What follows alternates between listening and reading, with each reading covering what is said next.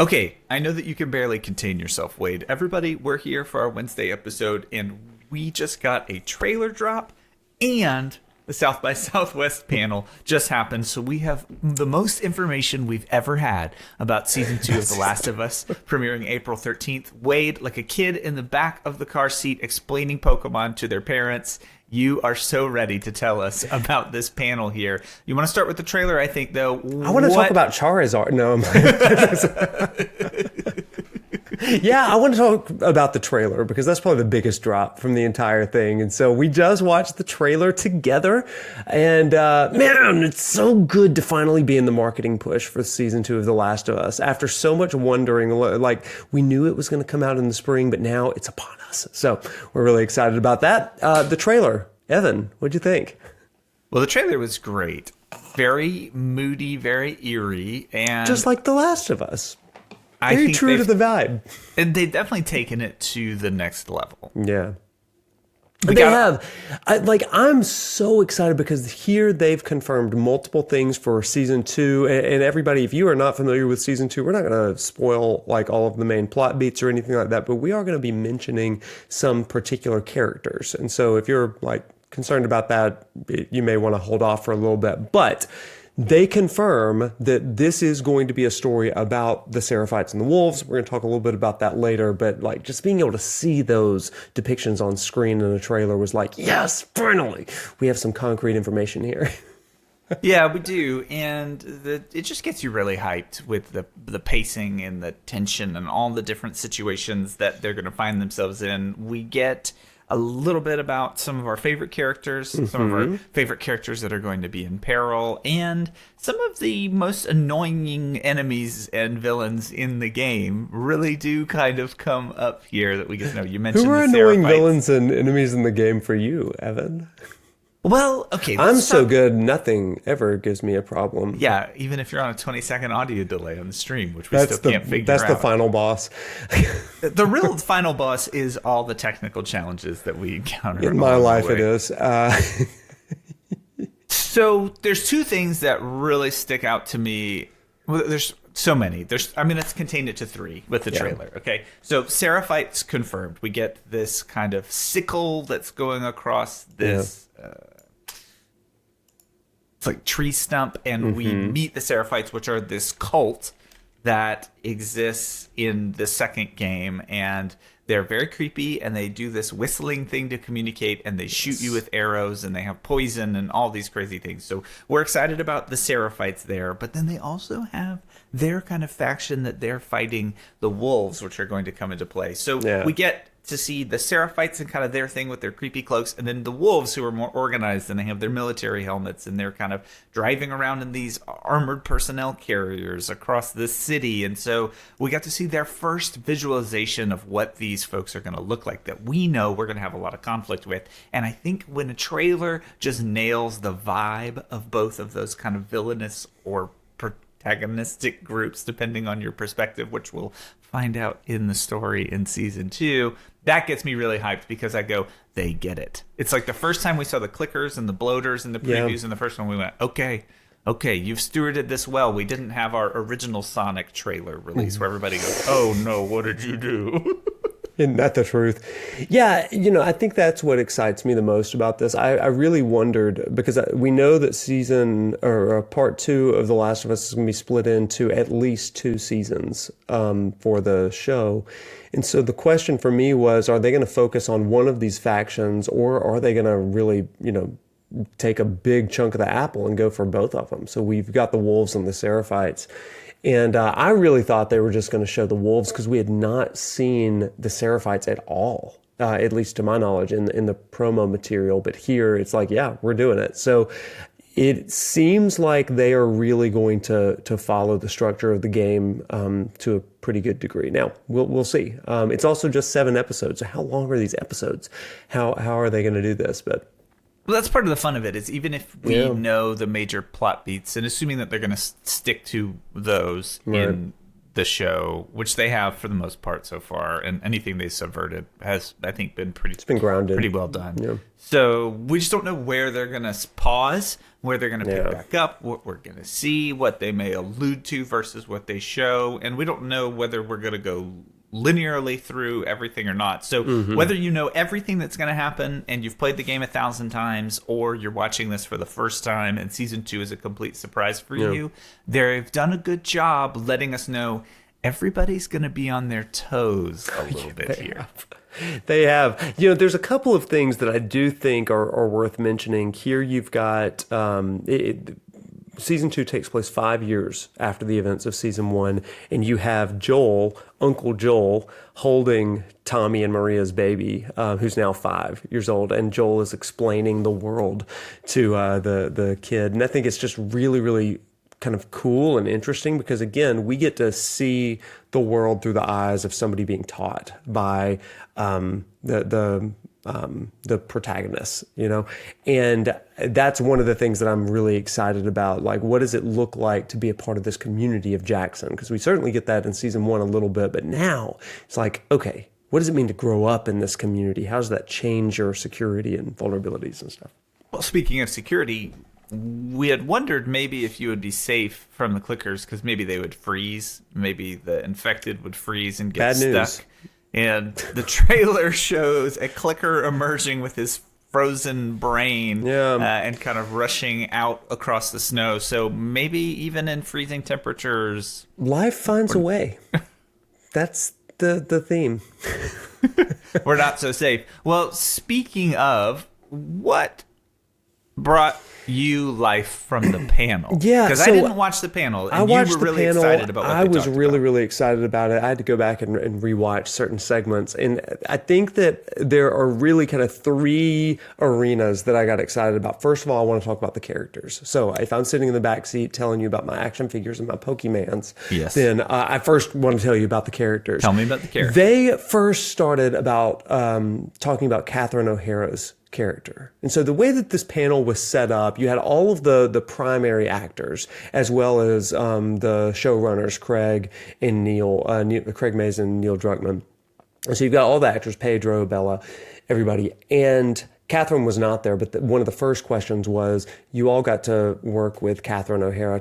What can you tell us about this character? And she plays Gail, who is a therapist for Joel. And so Joel finally gets some therapy. And the way that they talked about it, and I think this was in another interview as well, but it's alluded to here, it's something they wanted to do in Season 1. That Pedro actually had a script for a conversation with a therapist in Season 1, but it just didn't fit. So they cut it and they've moved it to an extraordinary way in Season 2, where he's finally getting his much needed help. Now, I thought that was a really interesting inclusion. This is not something that's in the game, but it's clearly something that is needed.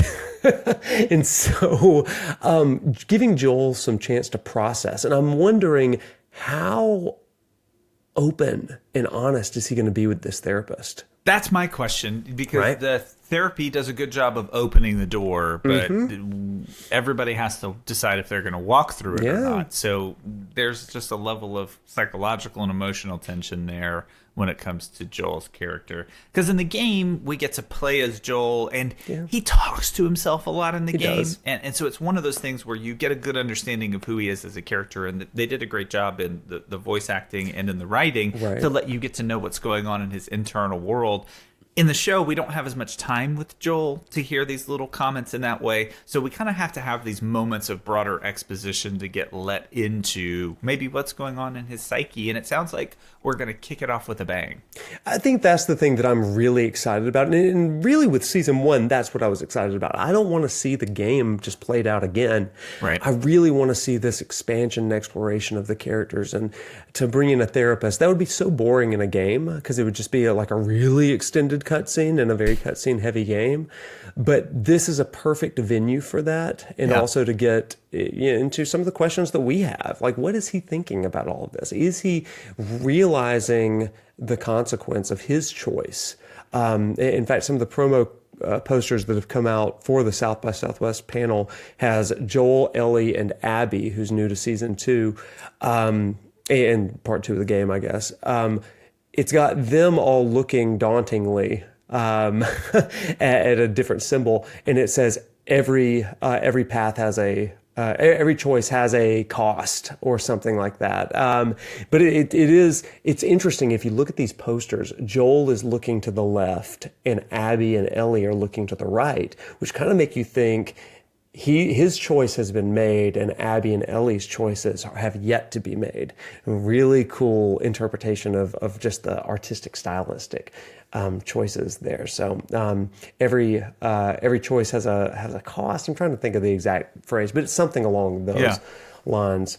What did they seem excited about on the panel? Like what they were excited about some of this expansion stuff, definitely the Catherine O'Hara thing, but also they talked a lot about Jeffrey Wright, who plays Isaac. Now, I didn't know this, but Jeffrey also voiced him in the game. And so Isaac is, he's a supporting character in The Last of Us Part 2. He is kind of like a secondary antagonist to some of the other characters that we'll meet.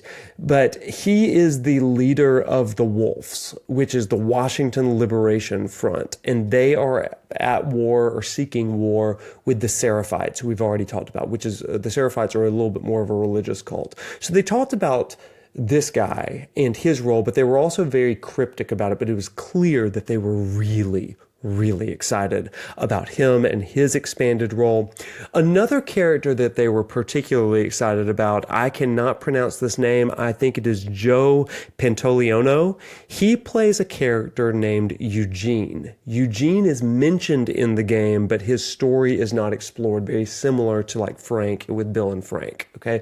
So they're saying that this Eugene episode is going to be very similar to the Bill and Frank one-off sort of episode.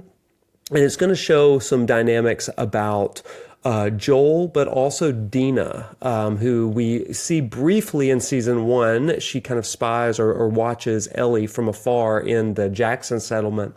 But Dina, if you played The Last of Us Part 2, plays a huge role in this segment of the story. And so Eugene is a kind of a mentor to Dina.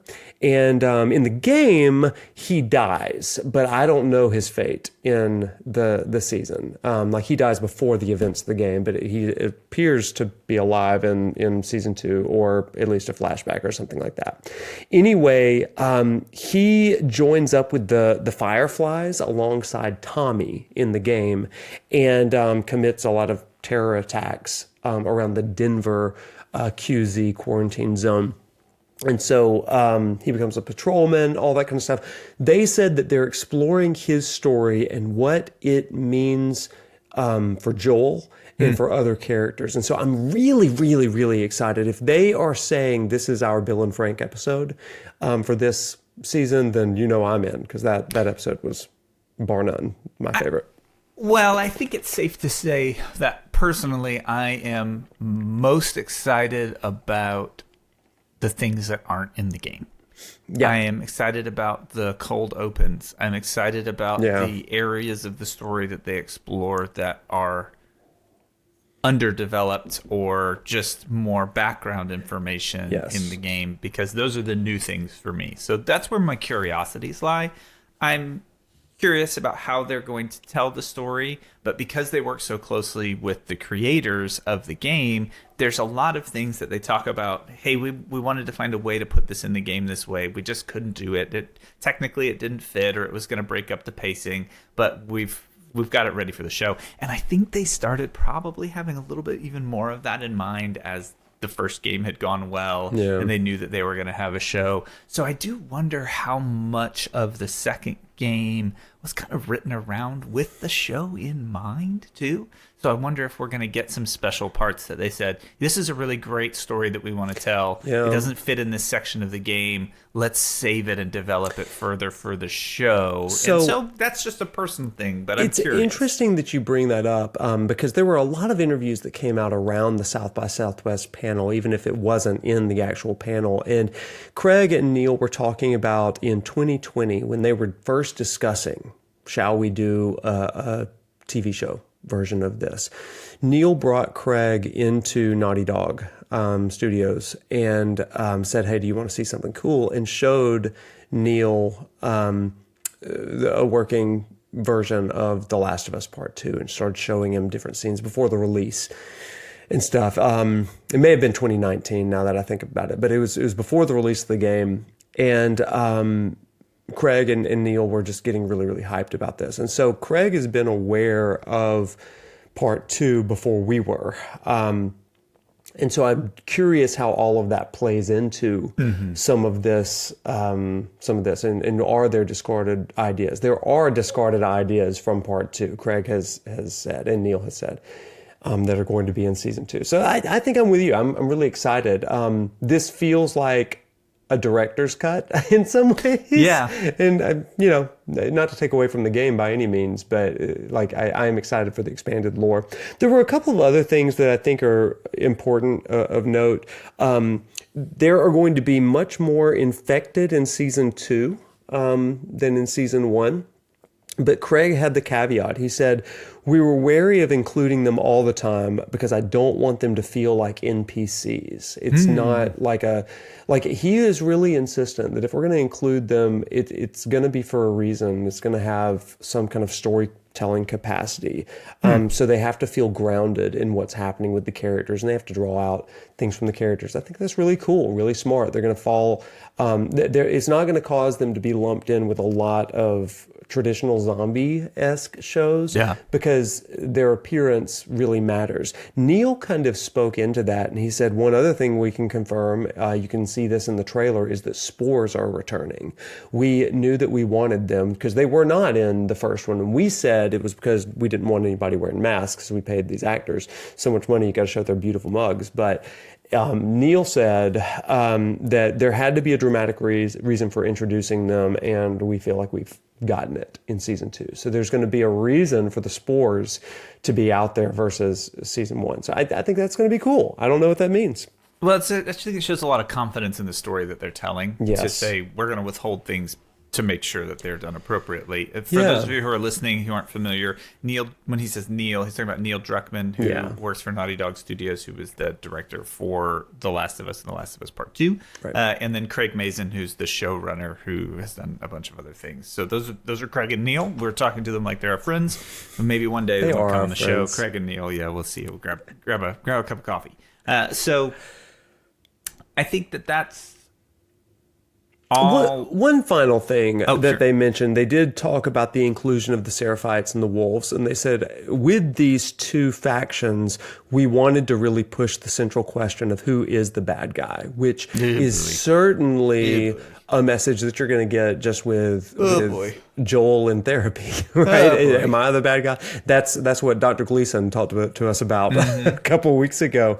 But all of these factions will be fully explained mainly through characters who also don't know who they are. Yeah. So we are with Joel and Ellie and others who don't really understand who the Seraphites are and the wolves. So I love that. I love that we're going to get the full explanation. He said, all of these terms can be really daunting, but we got you. We're gonna explain all of it. I love that. Good storytelling. Yeah, I think they obviously proved that they understand the source material and that they know how to translate it well. And so I'm very interested to see what they have wanted to improve upon. I'm sure they've been allocated a few more resources. And I think the challenge of telling a story that everybody knows what's going to happen if you want. You can just go play the game. It's like adapting a book or things. When a certain percentage of the audience is going to know the events that transpire, it creates an even greater challenge to put the characters in situations that create the right tension and conflict to make it interesting along the way. So when it comes we certainly have no experience with that with Final Fantasy VII Remake. None. By the way. At all. None. Everybody loved that game unanimously. So as we kind of wrap up our thoughts on the panel, what are the lingering questions that you are hoping that get answered in these next 7 episodes of season 2? Like if you had some things that you just hope that they address or handle, or maybe we get to see. And maybe I'll open it up and I'll say, I think I'm most excited about the cold opens. The cold opens were some of my favorite parts of season 1, where they build that extra setting in the world. And I'm curious if we get as many of those types of cold opens as we got in season 1, because there's a lot more to cover in season 2. Like, just for those who don't know, the second game is like, I would say it's over twice as big as the first game. It is.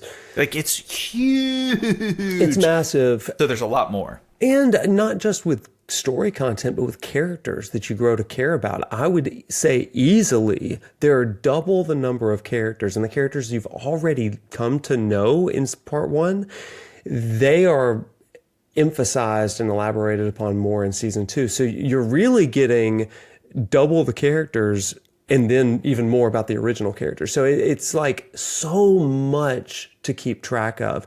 And I think that leads to what I'm most curious about. It is, I want to see how characters like Dina and Jesse and Nora are all built upon in the TV show in ways that you really don't get in the video game. You get a lot of character development, don't get me wrong, but I want to see that kind of emphasis in season 2. I also just want to know when it ends.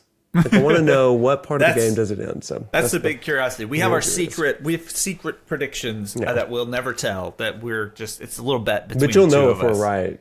We will lord it over each other as we are wont to do. Well, get ready to get attached to some characters, and get ready for them to take advantage of that by putting them in peril, making you interested in the results of what's going to happen. Good plot has some suspense. So, well, the one thing too that I'm really interested visually is it seems like we're going to get a lot more color in the storytelling.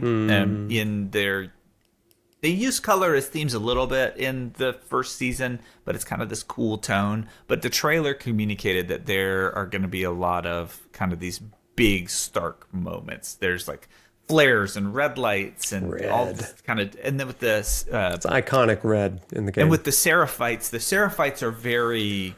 kind of mysterious and moody, and they hide in the shadows, but then they emerge in the light to kind of strike quickly or accomplish their goals. So visually, I think we're in for some fun ways to kind of break up what that is. And I think some of the visual theming is going to kind of go to the next level in this one. So I'm going to be paying attention to that as different characters are on screen. And then the scenes that get us to different characters and themes, we'll be doing... we need to get Sleep Easy in on some of this. We really do. He loves that stuff. The thing that I mean, you just mentioned it. I love the tone, all that kind of stuff. Maybe more than anything, I'm just excited about the Seraphites. I loved them in the game. Maybe it's because of their cult folk religion tones and stuff, but I just want to know about the way they tick. Like in college, I got the amazing opportunity to study cults and folk religions.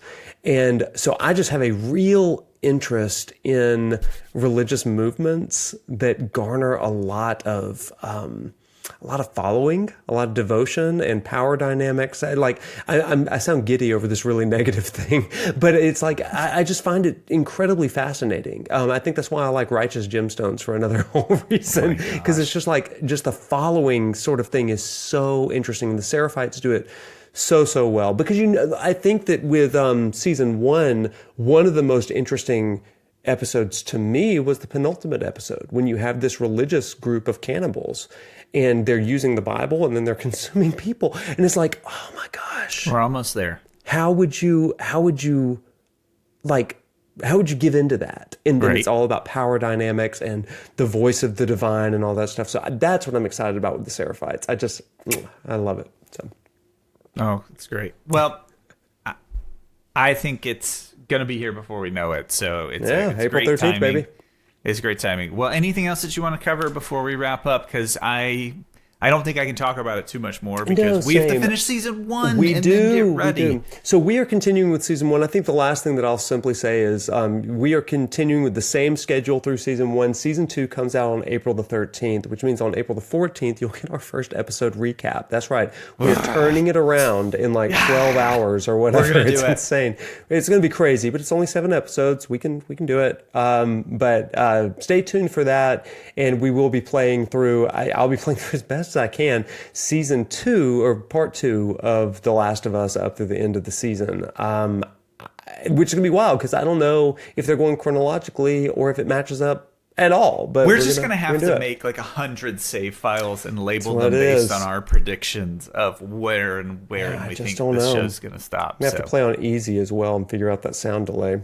We're gonna figure it out. We're gonna figure it out. We're gonna figure it out. Tune in on Tuesdays and Thursdays if you want to see Wade play on extra hard mode. Yeah, that's so true. Well, anyway, thanks so much for watching. Continue with us through The Last of Us. Go check out the South by Southwest panel. You can find that in the description below. And with that, remember, as we look into season 2, look ahead to season 2, when you are lost in the darkness, look for the light. And watch the trailer.